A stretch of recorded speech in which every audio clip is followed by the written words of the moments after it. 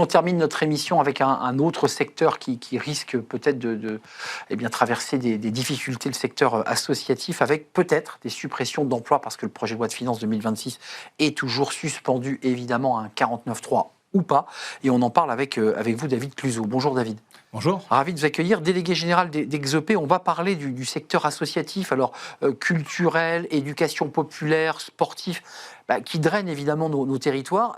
Exopé, c'est quoi? C'est la tour de contrôle qui parle au nom de tout ce secteur qui crée de l'emploi.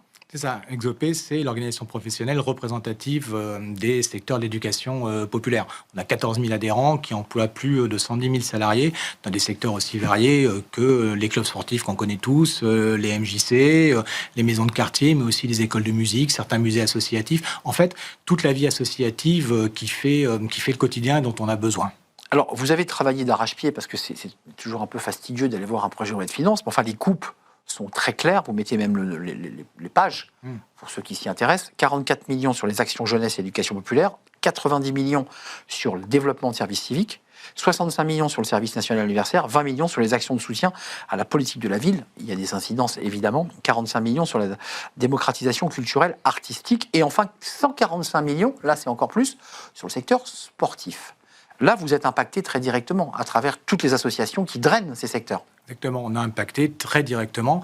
En fait, le secteur associatif qui rend des services quotidiens aux citoyens, qui est présent sur l'ensemble des territoires pour rendre la vie plus agréable, plus joyeuse et puis la rendre facile aussi, va être touché par l'ensemble de ces coupes budgétaires qui viennent des budgets de l'État.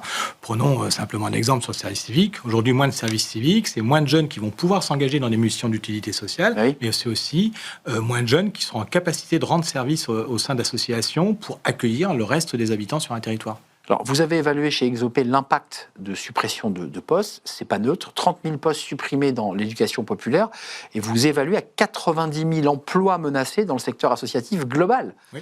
Sans compter les emplois indirects qui sont parfois induits à des secteurs associatifs. C'est colossal. En fait, c'est colossal et on ne le voit pas. On ne le voit pas parce qu'une association qui va... Sans bruit. Sans bruit, en fait. C'est exactement ça. C'est un plan social à bas bruit. On ne le voit pas trop. C'est 2 postes par-ci, 2 postes par-là, des postes qui ne sont pas renouvelés. Effectivement, c'est moins spectaculaire qu'un grand PSE dans une usine que Brandt qui ferme ses portes, etc. Ce qui est par ailleurs dramatique. Mais voilà, c'est quelque chose aujourd'hui qu'on ne sait pas, qu'on va ressentir à côté.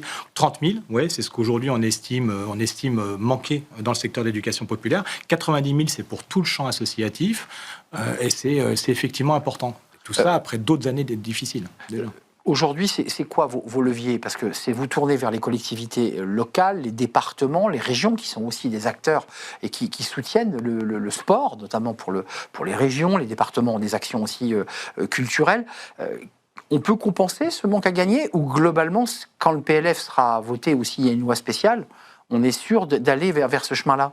Non, on ne le compensera pas de cette manière-là. On ne le compensera pas de cette manière-là pour une bonne raison, c'est qu'avec les collectivités territoriales, régions, départements, communes, collectivités, on est dans le même bateau. C'est-à-dire que la pression budgétaire que subit le secteur associatif dans le cadre du budget de l'État, elle est aussi demandée aux collectivités territoriales à qui on demande plusieurs milliards d'euros d'économies. Il faut savoir que le secteur de l'EduPop est particulièrement, spécifiquement, principalement même financé par en fait le niveau régional, plutôt local, enfin bref. En tout cas, c'est financé par les collectivités territoriales. Donc cette double pression fait que, et c'est assez inédit, on va avoir du mal à se retourner vers d'autres qui, eux aussi, ont finalement des obligations de faire un certain nombre d'économies. C'est un plan social à bas bruit qui se dessine.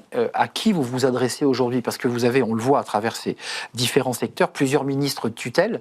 Vous avez envie de parler directement à Sébastien Lecornu. Est-ce que vous avez pu avoir des échanges avec lui pour poser l'impact social, le drame social que ça représente?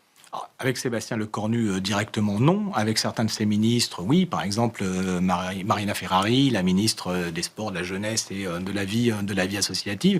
Mais comme on a pu alerter aussi le ministère de l'Économie, un certain nombre... Qu'est-ce qu'on vous répond?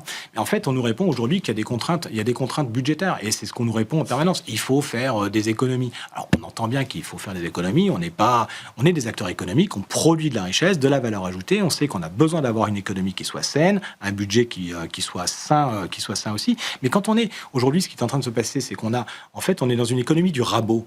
Donc on rabote l'ensemble des... C'est vieux, l'économie du rabot. C'est pas faux. Ça fait longtemps. Hein. C'est pas faux, mais là, elle est vraiment dure.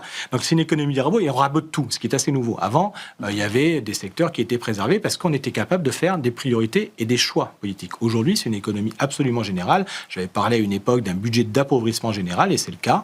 Donc globalement, tout est été écrété et donc c'est pour ça qu'on se retrouve dans cette situation. Donc on parle à nos ministres de tutelle et parfois j'ai envie aussi de reprendre au bon. Je crois que c'est Roland Lescure au mois de décembre qui disait, qui prenait pour exemple le fait que c'était ministre de l'économie, ancien ministre de l'industrie. Exactement, que c'était grave d'avoir un budget dont le vote soit décalé. Et il prenait l'exemple des associations pour qui ça allait créer des difficultés.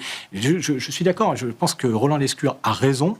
Et encore faut-il que le budget qui soit voté non seulement soit en temps, mais surtout à la hauteur des besoins qui sont nécessaires. Et en adéquation avec les mots du ministre. Exactement.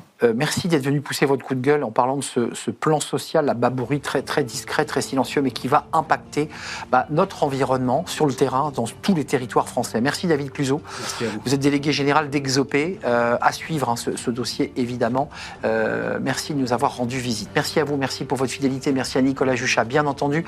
Merci à Paul au son aujourd'hui et à Mani à la réalisation. Merci à vous pour votre fidélité. Je vous dis à très bientôt. Bye bye.